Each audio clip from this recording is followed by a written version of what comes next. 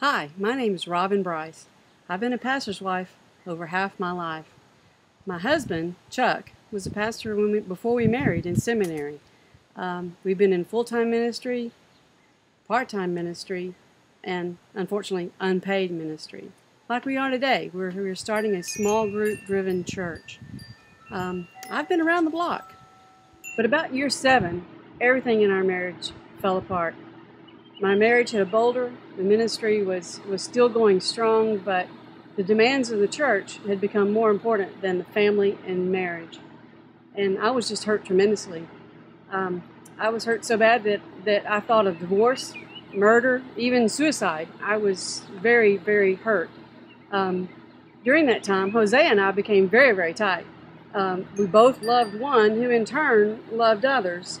And so I felt a kinship with Hosea, and I was searching through the Bible to find God in my situation. Just try being mad at the church. It's kind of doesn't feel right, but that's where I was.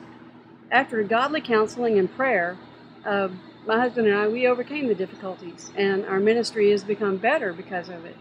But going through that suffering was where I found God was all I needed.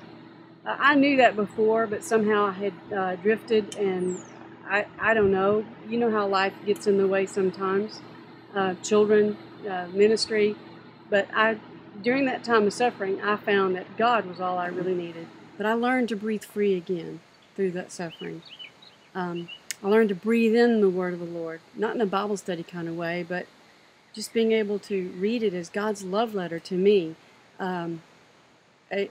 I would sit down and even before I would start reading, say, God, reveal yourself to me today because I need you. And then I would read his Bible, listening to for God to speak to me personally in my situation.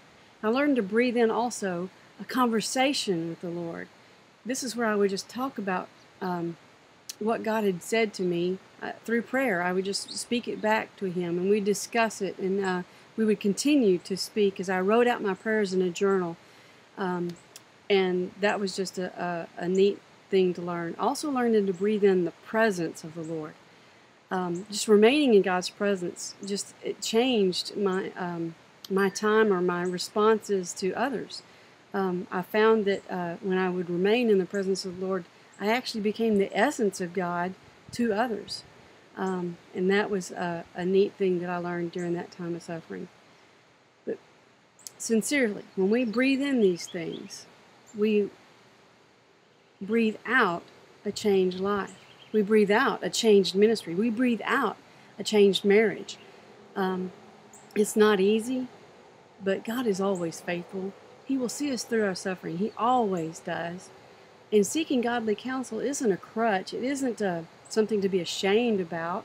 It's part of being a part of God's body and allowing others to come alongside us to help us and to help us to be all God wants us to be.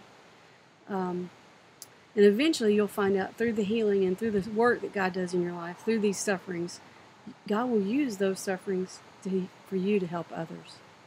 I just think that's an amazing thing that God does in our lives. He takes our brokenness and makes it into something that's sweet for others.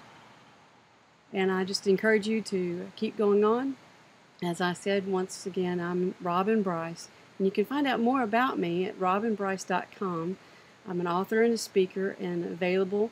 My availability will be online, and you can find out more there. Thank you for listening, and blessings galore.